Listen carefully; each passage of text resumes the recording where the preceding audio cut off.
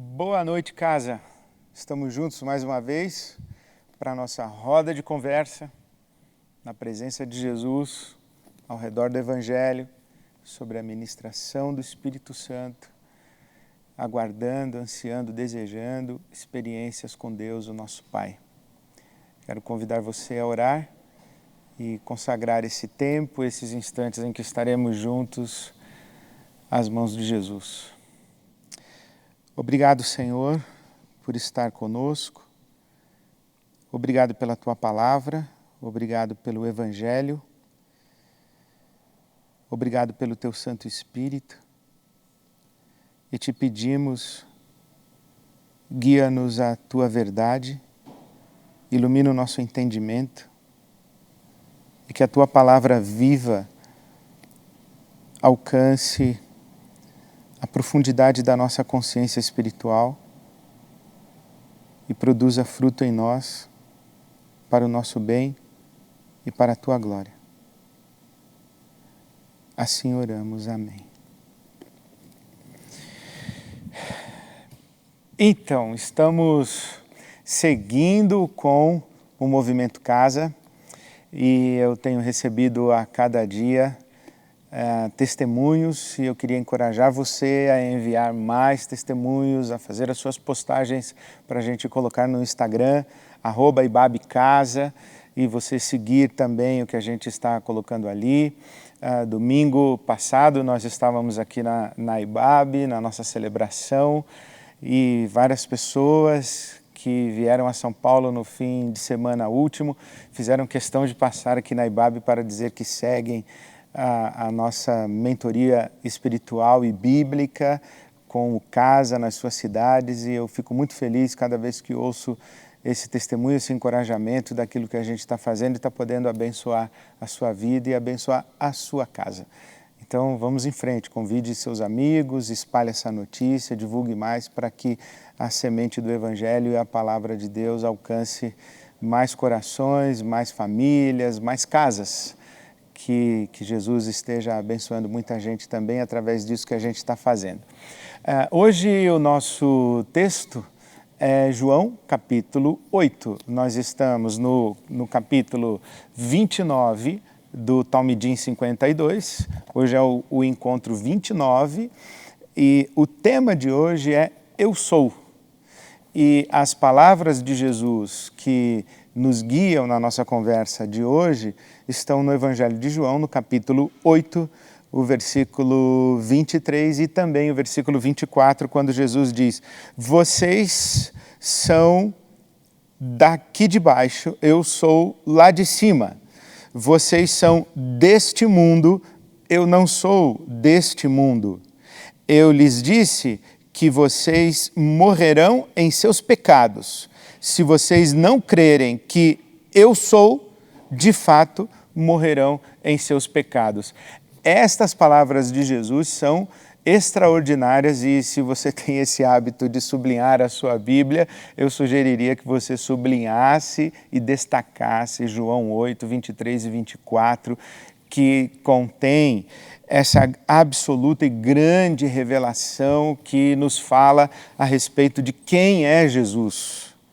Quem é Jesus? E essas palavras de Jesus trazem uma memória, evocam uma memória para os seus ouvintes originais, para os seus circunstantes, para os judeus de sua época, uma memória que vai levá-los até Moisés. Um texto muito importante para você também usar como referência para compreender Jesus e o Evangelho, o propósito de Deus na história e na eternidade, é Deuteronômio capítulo 18, versículo 15, quando Moisés diz, olha, entre os seus irmãos Deus vai levantar alguém como eu, alguém semelhante a mim, é Moisés dizendo. Então o povo de Israel, ele convive com essa esperança de quem é esse novo Moisés. Quem é esse prometido? O nome que Israel dá para esse prometido é Messias. Então, o povo de Israel está esperando o Messias. E Jesus, quando está falando dessa maneira, ele está afirmando, olha, eu sou aquele que Moisés prometeu. Mas no evocar dessa memória da promessa do Messias feita por Moisés, a gente tem que lembrar também quem é Moisés e qual o papel de Moisés na história de Israel. Você sabe que o povo de Israel é descendência de Abraão, e da semente de Abraão nasce Isaque, da semente de Isaque nasce Jacó. Jacó tem os seus 12 filhos, que dão origem às 12 tribos de Israel, e um desses filhos de Jacó é José. José vai parar no Egito, e depois de José, toda a sua família vai para o Egito, no tempo da fome no Egito, e ali no Egito, durante 420 anos, o povo de Israel cresce, se multiplica, se torna grandioso, mas ao mesmo tempo é um povo escravo. O povo de Israel é escravo no Egito. E Deus usa exatamente Moisés como libertador e como legislador. Moisés tem esse duplo papel na história de Israel. Ele é um libertador e é um legislador. É Moisés quem recebe a lei, a Torá, e quem oferece ao povo os fundamentos para o Estado-nação de Israel, desse Israel bíblico aqui. Então, Moisés é o libertador e é aquele que Deus usa como legislador para oferecer a referência de como Israel, como nação, deveria se organizar, se estruturar e testemunhar a glória do seu Deus para todas as outras nações. O Moisés, ele traz essa identidade do libertador. E o Jack Miles, que é um texto que eu recomendo para você, se você gosta de ler, o livro do Jack Miles, Cristo, uma crise na história de Deus, o Jack Miles ele diz o seguinte, que o povo de Israel estava pensando assim, olha, Faraó, Egito, escravidão, Moisés. E agora temos César, o imperador romano, César, Roma, escravidão e Messias. Eles estão esperando um novo Moisés, o Messias, para oferecer a Israel a mesma libertação que Moisés ofereceu ao povo que estava escravizado no Egito. E isso é uma referência para a construção da ideia do Messias, mas o Jack Miles faz um resumo que eu acredito bíblico e muito interessante. Jesus é um Messias que diz, olha, de fato existe um opressor, mas não é nem o faraó nem o César, é o diabo, é Satanás, é a antiga serpente. Existe um cativeiro, mas não é um cativeiro ao Egito ou a Roma, é ao pecado e à morte. Existe sim uma promessa de libertação, mas não é para levar o povo do Egito para Canaã, a terra prometida, e também não é para libertar o povo da escravidão romana e dar a prosperidade dos dias do rei Davi para o povo de Israel nos dias de Jesus. É uma libertação para a vida eterna, e não uma libertação sociopolítica, histórica. E existe sim o Messias, mas o Messias não é um líder político, um libertador político. O Messias é Deus encarnado. E aqui encontramos o ponto de contato entre Jesus se afirmando como Messias e a referência que ele faz a Moisés. Quando ele diz, vocês são aqui de baixo, eu sou lá de cima. Ele está dizendo, eu sou. E diz, vocês continuarão mortos e morrerão nos seus pecados, se vocês não crerem que eu sou. Ora, essa expressão, eu sou, ela é singularíssima na boca de Jesus, porque um judeu não diz eu sou. Na língua hebraica, inclusive, não existe a possibilidade de dizer eu sou. Se eu quiser dizer eu sou brasileiro, eu tenho que dizer eu brasileiro. Eu não digo eu sou Ed René, porque na verdade eu não sou, somente Deus é. Eu existo, Deus é. Deus é como fonte e como aquele que dá condição de existência a tudo que existe. Mas Ele mesmo, Ele não existe, Deus é. Deus é o ser que dá origem a todos os entes. a todas as existências. O Paulo apóstolo escreve aos Romanos, capítulo 4, versículo 17, que Deus é aquele que chama à existência aquilo que não é, aquilo que não existe, como se já existisse. Então, aquilo que existe, houve um tempo em que não existia. Deus chama a existir aquilo que não existe, aquilo que não existia. Aquilo que existe, houve um tempo em que não existia e poderá ser que deixe de existir. Mas a respeito de Deus, isto não é verdade. A eternidade de Deus fala disso. Deus é. Por ser eterno, nunca houve um tempo em que Deus não existisse. E nunca haverá um tempo em que Deus deixará de existir. Deus é. Então, quando Jesus diz, eu sou, ele está se igualando e se identificando absolutamente àquele que se revelou a Moisés. Você se lembra daquela história quando Moisés está andando pelo deserto e ele vê uma sarça incandescente e ele ouve uma voz que o ordena retirar as sandálias dos pés porque ele está pisando em terra santa e ele diz, quem é você? Quem é que fala comigo? Quem é o Senhor? E pergunta o nome. Qual é o seu nome? Moisés pensa que está falando com uma divindade, com um dos deuses daquele seu tempo, um dos deuses do mundo, do universo. E quando se pergunta pelo nome, pede-se uma definição. E a voz responde a Moisés dizendo, eu não tenho nome, o meu nome é impronunciável, eu sou. Eu não sou definível, eu não sou capturável, eu não sou contível. Eu sou.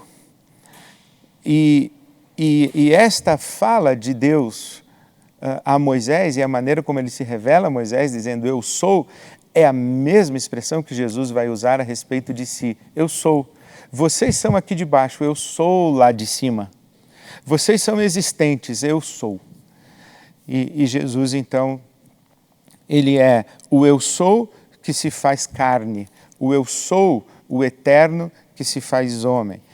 E na tradição do cristianismo ortodoxo, do Oriente, você sabe, por exemplo, que o livro de Atos dos Apóstolos conta a história do Evangelho que sai da Palestina de então, onde é a Palestina hoje, a chamada Terra Santa, sai da Palestina, vai para a região da Ásia, onde hoje é a Turquia, vai para a Ásia, e depois da Ásia vai para a Europa, vai para a Espanha, vai para Roma. O apóstolo Paulo diz que quer chegar em Roma, o evangelho chega a Roma, e ele quer chegar na Espanha, então sai do Oriente, vai para a Ásia, na Turquia, e depois vai para a Europa. E nós conhecemos essa tradição do evangelho, a tradição Ásia-Europa e mundo ocidental. Mas nós não conhecemos muito e não é dada muita ênfase para nós que somos cristãos de tradição ocidental.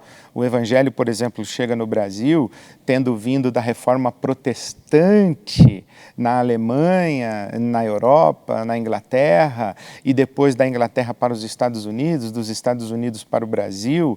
Esse Evangelho ocidental, esse evangelho de Martinho Lutero, de João Calvino, esse evangelho dos missionários norte-americanos que trazem aqui para o Brasil, ou mesmo dos espanhóis e portugueses que levam o evangelho para a América Latina, que trazem o evangelho para a América Latina e para o Brasil, fazendo a catequese da América Latina. Então, nós conhecemos um cristianismo de tradição ocidental.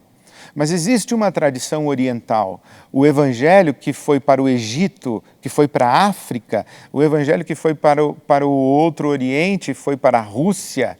Essa tradição oriental desse evangelho trata a vitória sobre o pecado, quando Jesus diz aqui, olha, vocês são aqui de baixo e são desse mundo, eu não sou desse mundo, e vocês morrerão nos seus pecados se não crerem que eu sou. Eles interpretam, o cristianismo oriental interpreta essa vitória sobre o pecado que Jesus promete como a nossa participação na natureza divina. O Deus o eu sou que se faz homem, para nos chamar a participar da sua natureza eterna. Por isso que a promessa de Jesus é vida eterna.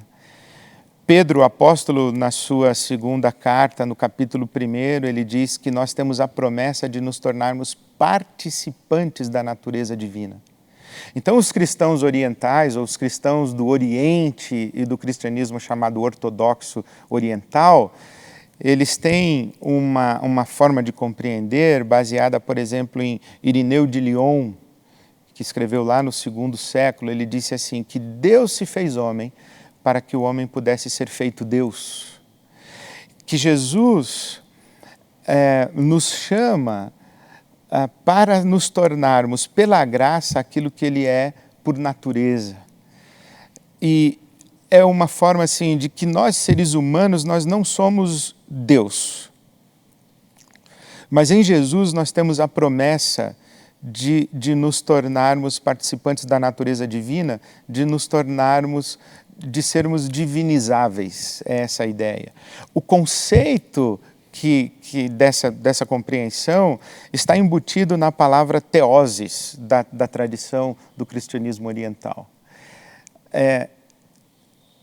É muito próximo daquilo que o apóstolo Paulo fala em Romanos capítulo 8, que Deus nos chamou, nos justificou, nos glorificou para que nós fôssemos semelhantes a Jesus, e Jesus seria então apenas o primogênito dentre muitos irmãos. E isso tudo significa que na tradição ocidental, a salvação é ir para o céu depois da morte. Na tradição oriental, não nega essa parte, mas dá uma ênfase muito maior. A salvação é se tornar como Jesus ressurreto. Não é ir para um lugar, é se tornar um tipo de ser humano. O nosso destino não é o céu como um lugar. O nosso destino é o Cristo ressurreto. Deus está nos redimindo do pecado e da morte e nos dando vida eterna para nos fazer semelhantes ao seu Filho, o Cristo ressurreto. Então, Jesus, no Evangelho de João aqui, João faz questão de colocar na boca de Jesus várias expressões de eu sou. Eu sou a ressurreição e a vida, eu sou a luz do mundo, eu sou o pão da vida, eu sou a porta das ovelhas. E eu sou, esse eu sou, é o Deus eterno que se faz homem para nos buscar na nossa humanidade e nos fazer participantes da sua natureza divina.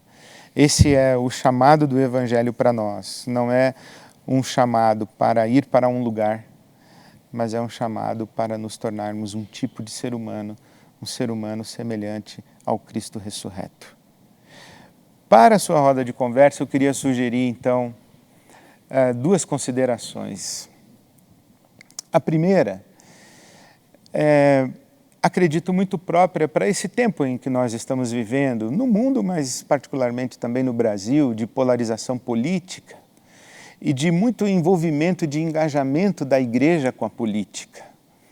Eu não me recordo um tempo em que a chamada igreja evangélica estivesse tão comprometida, política e ideologicamente, quanto nos nossos dias, em que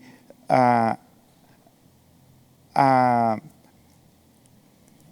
relação entre a igreja e o Estado político, a relação entre igreja e governo, essa relação fosse tão próxima, ela fosse tão explícita e tão intensa. Eu não me recordo, nos meus mais de 30 anos de ministério pastoral, um tempo semelhante ao nosso.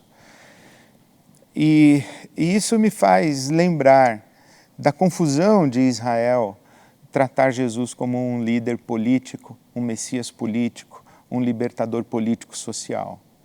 E eu queria, então, sugerir para a sua roda de conversa quais são os aspectos positivos de enxergar no Evangelho implicações políticas, sociais e históricas, de não deixar o Evangelho apenas na chamada espiritosfera, como se o Evangelho falasse para seres que não têm corpo, que não têm fome, que não têm necessidade de moradia. Nós vivemos essa semana em São Paulo uma tragédia de chuva que deixou muita gente desabrigada e com muitos prejuízos. Então, um evangelho que não trata dessa realidade histórica é um evangelho muito estranho. Então, quais são os aspectos positivos de relacionar o evangelho e relacionar Jesus com as necessidades humanas, que são políticas, sociais, históricas, concretas? Mas também queria que você conversasse quais são os aspectos negativos. Quais são os perigos de reduzir Jesus e reduzir a missão e a presença da igreja no mundo às dimensões políticas, sociais e concretas e históricas? Sem ir mais fundo na questão espiritual e na questão que afeta a transhistória, a eternidade, ou o que nós chamamos de transcendência. Quais são os aspectos negativos de reduzir Jesus a um líder político, social e comprometê-lo ideologicamente com um Estado e com um governo? Então converse um pouquinho sobre isso. Talvez dê um pouquinho de confusão na sua roda de conversa hoje à noite, mas uma das formas de perpetuar a alienação política e a ignorância política é evitando falar sobre política. A gente não tem que deixar de falar sobre política, a gente tem que falar do jeito certo, a gente tem que falar com a atitude certa, com respeito, mas a gente tem que falar, a gente tem que conversar. Então, converse um pouco sobre isso aí na sua roda de conversa. E a segunda coisa que eu gostaria de sugerir para você conversar é o que mudaria na sua peregrinação espiritual e no seu discipulado de Jesus, o que muda? Porque para mim mudou muito. A compreensão de que a salvação não é só ou apenas, se é que a gente pode usar só e apenas para isso, que a salvação não é somente e apenas ir para o céu depois de morrer. A salvação é ser transformado num ser humano à imagem e à semelhança de Cristo e participar da natureza divina. O que muda na sua peregrinação espiritual e no seu discipulado, na sua vida espiritual, o entendimento, a revelação e a compreensão de que o seu destino não é necessariamente apenas o céu, mas o seu destino é Jesus Cristo. Para que você seja semelhante a Ele seja apenas o primeiro de muitos irmãos. O que muda na sua vida, como isso afeta o seu dia. Depois dessa conversa, escreva a sua oração, compartilhe com o seu grupo, acolha as orações dos que estão aí na sua roda de conversa e se despeça de todos com um abraço e um beijo santo. Até quinta-feira, se Deus quiser. Deus abençoe você e a sua casa. Amém.